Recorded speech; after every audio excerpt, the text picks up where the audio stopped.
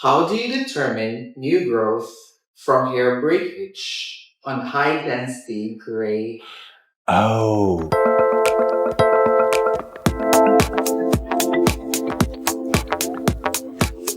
One of the issues around gray hair is don't pluck them, because if you've got, say, really the objective always is every hair on your head to be the same length from root to end. That's idea. Some people have that, not everybody, because there's usually breakage due to too much of something, and you get breakage at the hairline or breakage somewhere within your hair. Not a lot, but but when you pull out, say for instance, gray hair or silver hair, it's just going to grow back, and now you're going to have this new piece of hair that doesn't match the rest of it. It also just grows in so randomly until it decides whether it wants to form a streak or it's just going to be around your hairline. But the hair itself is wirier, coarser, because it's void of any kind of color. There's no color pigment in gray or silver white hair. So it just comes in more coarser and wirier than the rest of your hair. So it kind of stands out. I suggest that if in fact you don't want it and they're just starting to grow in, that you paint them out with a Q-tip. You don't need to necessarily commit to going to have color done. If you love your color and you're starting to experience them coming in slowly, you get a Q-tip and some permanent hair dye over the counter, whatever it says that matches your color, and just use a Q-tip and paint them out versus pulling them out. Because then it grows in how it grows in. And then you can decide when you want to color it or not color it, or just continue, or just paint them out till you can't keep up with them. But a better way to determine whether the new boingy short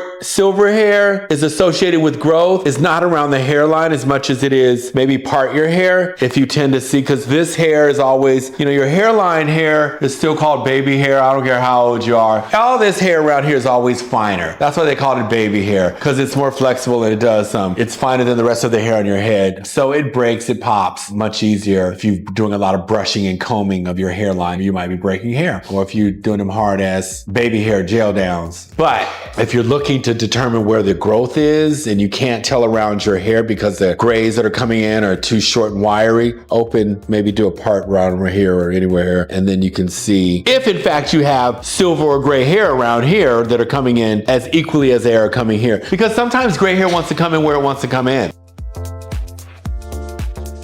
So if you like these videos, I hope that you click like and subscribe so every day can be a great hair day. And yeah, see you soon.